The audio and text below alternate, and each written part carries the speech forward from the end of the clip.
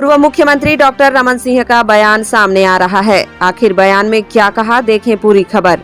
2-3 दिन में पर्यवेक्षक रायपुर आएंगे, इसके बाद मुख्यमंत्री के नाम पर मुहर लगेगी। यह बात रमन सिंह ने पत्रकारों से कही।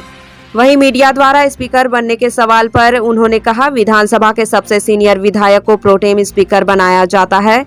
इस समय बृजमोहन जी सबसे वरिष्ठ विधायक हैं। उन्होंने सबसे ज्यादा विधानसभा चुनाव जीता है।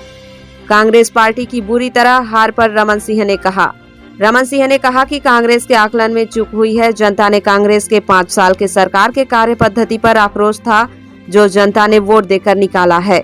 महादेव ऐप को लेकर डॉक्टर रमन सिंह ने कहा, महादेव ऐप बड़ा स्पष्ट मामला है। सरकार बनते ही अवैध कामों के खिलाफ कार्यवाही में और तेजी आएगी। बुलडोजर कार्यवाही पर उन्होंने कहा, अफसरों को लगा अवैध कब्जों के खिलाफ बीजेपी रहती है, इसलिए सरकार बदलते ही अधिकारियों द्वारा कार्यवाही शुरू कर दी गई है। उन्होंने इससे इनकार किया कि किसी ने अफसरों को बुलडोजर के लिए निर्देश दिया है।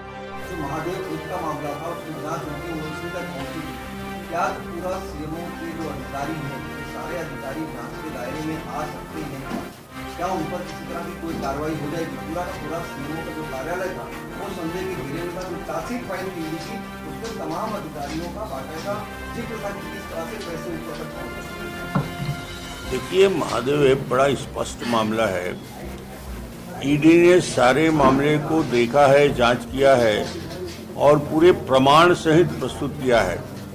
तो मुझे लगता है कि सरकार बदल गई है, तो सरकार बदलने के बाद ईडी की वो प्रक्रिया या महादेव ऐप या भ्रष्टाचार के जितने मामले हैं उसमें रफ्तार आएगी, गति आएगी। सरकार का भी इस पूरे मामले में जितने तेजी के साथ इसका निराकरण हो सके करने का नई सरकार प्रयास करेगा, जो भी मुख्यमंत्री हमारा बनेगा। गठन सरकार की प्रक्रिया कब तक खत्म हो जाएगी?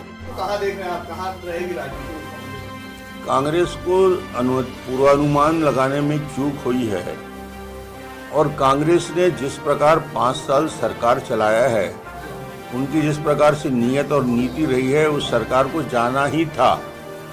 जनता ने पूरे छत्तीसगढ़ में इस सरकार के खिलाफ वोटों के द्वारा अपना आक्रोश को प्रकट किया है, इनके कार्य पद्धति पे आक्रोश प्रकट किया है, इनके तानाशाही, इनके घमंड के प्रति विरोध प्रकट किया है और पूरी तरीके से कांग्रेस को छत्तीसगढ़ में नकार के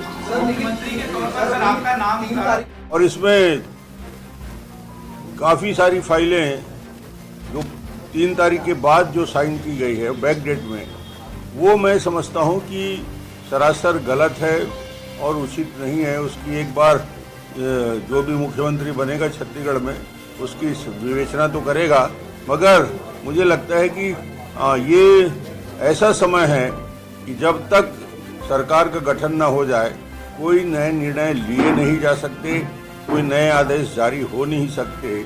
और ऐसे काल में वो अधिकारी जो आज भी पुराने जितने भी किए हुए काम हैं उसको सही साबित करने में लगे हुए हैं, उनको मैं स्पष्ट चेतावनी दिया था कि ऐसी गड़बड़ी करना बंद अब तो करो। अब तो सरकार बदल गई है, कम से कम छत्तीसगढ़ के हित में काम करना पड़ेगा। ये बात को लेकर भी हो रही है, ये बना नहीं है और बुलडोजर चल रहा है, गरीबों को लेकर भी है, कहां है इस तरह की बात।